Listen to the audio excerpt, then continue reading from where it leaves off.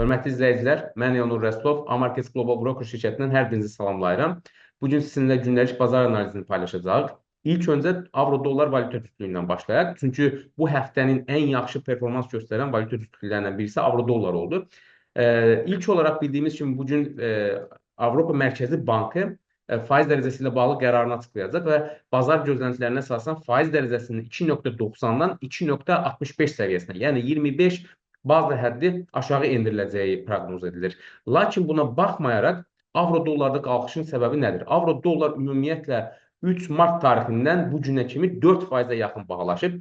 Texniki olaraq diqqət etirsəniz, həmin gün əslində 3 martda bizim sistemimizə əsasən avro-dollarda alış siqnalı yaranmışdı. Səbəb isə bazar deməli birinci, ikinci, hətta üçüncü müqavimət səviyyəsinin qırıb onun üzərində bağlanmışdı və diqqət etirsəniz həmin tarixdən etibarən nə qədər ki birinci dəstək səviyyəsinin altına bağlanmırsa, biz demişdik ki bu qalxan trendin davam etməsidir və avro-dollarda qalxış trendi bu günə qədər də davam edib.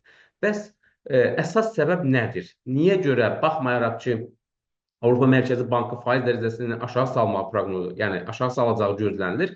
Lakin avro-dollarda müəyyən bir sürətli qalxış müşahidə edilir. Bunun əsas səbəbi, hörmətli izləyicilər, bildiyimiz kimi bu yaxınlarda Almaniya 500 milyard dollarlıq infrastruktur, yəni dövlət xərcləmə ilə bağlı plan açıqlamış oldu və növbəti 10 il ərzində və eyni zamanda müdafiə xərclərini ümumi daxili məhsulun 1%-dən yuxarı qaldırmağı düşünür və bütün bunlarda təbii ki, dövlət xərcləmələrinin artması iqtisadi aktivliyi artıracağı proqnoz edilir. Eyni zamanda Avropa Mərkəzi Bankı hökumətlərə 150 milyard dollar müdafiə ilə bağlı borc verməyi planlaşdırır və bütün bunlar təbii ki, avrozonada iqtisadi aktivliyi artıracağı proqnoz edilir və eyni zamanda avro-dollarda olan qalxışın əsas siqnalını biz bond bazarında, yəni istiqraz bazarında görə bilərdik. Ümumiyyətlə bir şeyi xüsusilə qeyd etmək lazımdır. Valyuta ilə ticarət edirsinizsə, xüsusilə istiqraz bazarına diqqət etmək lazımdır. Və 1990-cı ildən bəri Almaniya üçün, yəni Avropa üçün benchmark sayılan Alman istiqrazları bir gün içərisində 23 baza həddi artıb. Təbii bu 1990-cı ildən bəri bir gündə olan ən yüksək həddir. Yəni ən yüksək artımdır. Və 10 illik istiqrazlar üçün bu artım eyni zamanda təbii ki, avronu gücləndirən faktorlardır. İnvestorlar daha çox avro bondlar almağa və o cümlədən Almaniya bondlarını almağa maraq göstərir və bu da ümumi fonda isə avroya olan tələbi artır və avronun yüksəlişinin əsas səbəblərindən birisidir. Təbii avro gün ərzində əgər yəni faiz qərarı açıqlandıqdan sonra da bu gün ərzində birinci dəstək səviyyəsini qırıb, yəni bu gün üçün 1.66-21 səviyyəsini qırıb, onun altında bağlanmazsa, yəni bu gün üçün bu səviyyənin altına bağlanmazsa, biz avro-dollar valyuta cütlüyündə artımın davam edəcəyini müşahidə edə bilərik. Hörmətli izləyicilər, növbəti maliyyə alətimiz dollar indeksidir. Diqqət etirsəniz, dollar indeksində 3 mart tarixindən etibarən düşüş trendi başlamışdı. Belə ki, birinci müqavimət səviyyəsi, birinci dəstək səviyyəsi qırılmış oldu və bazar hətta üçüncü dəstək səviyyəsinin altına bağlanmış oldu və həmin tarixdən etibarən diqqət etsəniz, bazar ancaq birinci müqavimət səviyyələrinin altında bağlanıb və düşən trend hələ də davam edir. Təbii, dollar indeksində olan düşüşün bir neçə səbəbi var. Birincisi, Amerikan xəzinə bondlarının gəlirləri ilə bağlı faizlərin müəyyən qədər enməsi oldu və federal ehtiyatların bu yaxında faiz artırmayacağı ilə bağlı, belə deyək, gözləntilər formalaşmış oldu və bütün bunlarda bir mənada dollar indeksini aşağı çəkir. Lakin ümumi fonda nəzər yetirsək, dollar indeksinin olan düşüşün əsas səbəbi avroya olan tələbin artmasıdır. Qeyd etdiyimiz kimi avrozonada infrastruktur, yəni Almaniyanın böyük bir dövlət xərcləmə ilə bağlı plan açıqlaması, yəni infrastruktur plan açıqlaması və eyni zamanda avrozonada ümumiyyətlə müdafiə xərclərinin artırılması ilə bağlı olan xəbərlər bir mənada avroya olan tələbi artırmış olur və bu da ümumi fonda isə dollara olan tələbin azalmasına səbəb olur.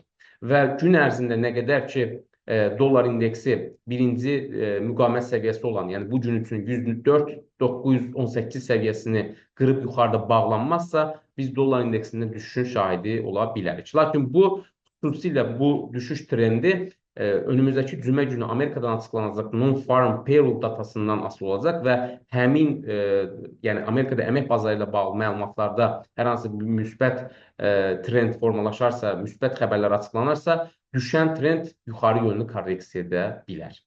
Hörmətli izləyicilər, növbəti maliyyə alətimiz İngilis funtu və dollar indeksidir.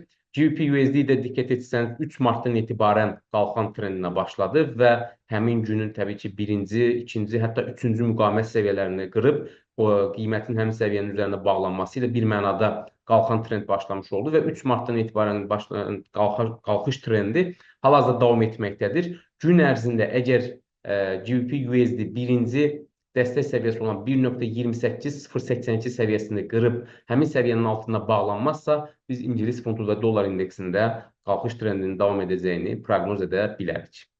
Hörmətli izləyicilər, növbəti maliyyə alətimiz Brent markalı neftdir. Diqqət etirsəniz, Brent markalı neft də əslində 3 mart tarixindən etibarən bir mənada düşən trendə başlamış oldu. Deməli, birinci dəstək səviyyəsi qırılaraq qiymət həmin səviyyənin altına bağlamış oldu və həmin tarixdən etibarən Brent markalı neftdə düşən trend davam edir. Və bu sistemə əsasən nə qədər ki, qiymət birinci müqavimət səviyyəsini qırıb yuxarıda bağlanmırsa, biz neftdə olan düşüş trendinin davam edəcəyini müşahidə edə bilərik. Ümumiyyətlə, neftin düşməsinin əsas səbəbi isə bildiyimiz kimi artıq OPEC plus ölkələrinin xüsusilə aprel ayından etibarən neft hasilatı ilə bağlı məhdudiyyəti aradan qaldıracağı ilə bağlı gözləntilər var və ümumiyyətlə neft bazarında bolluq yaranması bir mənada neftin qiymətlərini aşağı çəkən əsas faktordur. Və gün ərzində nə qədər ki, neftin qiyməti birinci müqavimət səviyyəsi olan 69-51 səviyyəsini qırıb yuxarıda bağlanmazsa, biz neftin qiymətində olan düşüş trendinin davam edəcəyini müşahidə edə bilərik. Xüsusilə Rusiya-Ukrayna müharibəsi ilə bağlı Rusiya-Amerika arasında olan danışıqlar və həmçinin Rusiya üzərində sanksiyaların aradan qaldırılması ilə bağlı Amerika tərəfindən atılan addımlar və bununla bağlı olan açıqlamalar neftin qiymətini daha da aşağı çəkə bilər.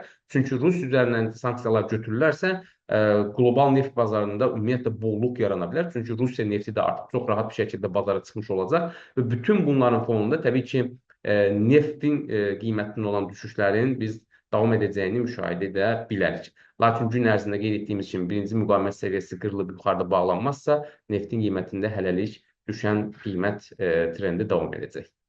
Hörmətli traderlar, növbəti maliyyə alətimiz S&P 500 indeksidir. Ümumiyyətlə, bir öncəki videomuzda da qeyd etmişdik. 20 fevraldan etibarən S&P 500 indeksində başlayan düşüş trendi hələ də davam etməkdədir. Və diqqət etirsəniz, dünən etibarilə də S&P 500 indeksinin qiyməti birinci müqavimət səviyyəsi olan 5842, yəni həmin gün üçün birinci müqavimət səviyyəsi olan 5842 dolların altında bağlanmış oldu. Təbii, S&P 500 indeksində olan, Amerikan fon indeksində olan düşüşün bir neçə səbəbi var. İlkin olaraq ticarət müharibələrdir. Təbii ki, ticarət müharibələrinin davam etməsi, Amerikanın Kanada, Meksika və o cümlədən Avropa, yəni onlara tarif tətbiq etməsi, Çinə tarif tətbiq etməsi və eyni zamanda Avrozonaya avtomobil ixtixalı ilə bağlı tarif tətbiq etməsi ilə bağlı açıqlamalar bir mənada Amerikan fond indeksini aşağı çəkən faktordur. Çünki bu ümumi fonda baxdığımız zaman inflyasiyanın artması isə bir mənada faizlərin artması isə öz növbəsində fond indeksinə neqativ təsir edəcəyi proqnoz edilir və bütün bunların fonunda təbii ki, S&P 500 indeksində düşüş trendi davam etmiş olur. Xüsusilə önümüzdəki cümə günü Amerikadan açıqlanacaq əmək bazarı ilə bağlı məlumatlar, yəni xüsusilə NFP, Non-Farm Payrolls və ümumi işsizlik səviyyəsi ilə bağlı olan məlumatların, göstəricilərin açıqlanması Amerikan iqtisadiyyatının dayanıqlılığını və sağlamlığını, xüsusilə əmək bazarı ilə bağlı vəziyyəti bizə göstərmiş olacaq və buna əsasən biz S&P 500 indeksində olan belə deyək, düşüşün davam edəcəyini, yoxsa yuxarı yönlü korreksiya edəcəyini müəyyən edə bilərik. Lakin hələlik nə qədər ki, bazar birinci müqavimət səviyyəsini qırıb onun üzərində bağlanmazsa, biz S&P 500 indeksində düşüş trendinin davam edəcəyini müşahidə edə bilərik. Hörmətli izləyicilər, növbəti maliyyə alətimiz USD-YN valyuta cütlüyüdür. Ümumiyyətlə, USD-YN valyuta cütlüyünə diqqət etirsəniz, müəyyən bir range ticarəti baş verib. Lakin, çünki 4 mart və eyni zamanda 5 martda da USD-YN valyuta cütlüyü nə dəstək birin altında bağlanıb, nə də müqavimət birin üzərində bağlanıb. Lakin bu gün etibarilə USD yenə də müəyyən mənada düşüş trendi formalaşmaq istəyir. Əgər gün ərzində bazar birinci dəstək səviyyəsinin altında bağlanarsa, yəni 148 130 səviyyəsinin altında bağlanarsa, biz USD yenə də düşüş trendinin başlayacağını proqnoz edə bilərik. Nə qədər ki, qiymət birinci müqavimət səviyyəsinin üzərində bağlanmayıbsa, biz USD yenə valyuta cütlüyündə qeyd etdiyim kimi düşüşün davam edəcəyini proqnoz edə bilərik. Lakin önəmli olan bu gün qiymətin birinci dəstək səviyyəsinin altında bağlanmasıdır. Əgər bağlanmazsa həmin səviyyənin, yəni qayıdıb birinci dəstək səviyyəsinin üzərində bağlanarsa, biz USD yenə də müəyyən mənada range ticarətinin şahidi ola bilərik. Hörmətli izləyicilər, bugün sizinlə paylaşacağımız xəbərlər bu qədər. Sizə uğurlu ticarət arzulayırıq. Sağ olun.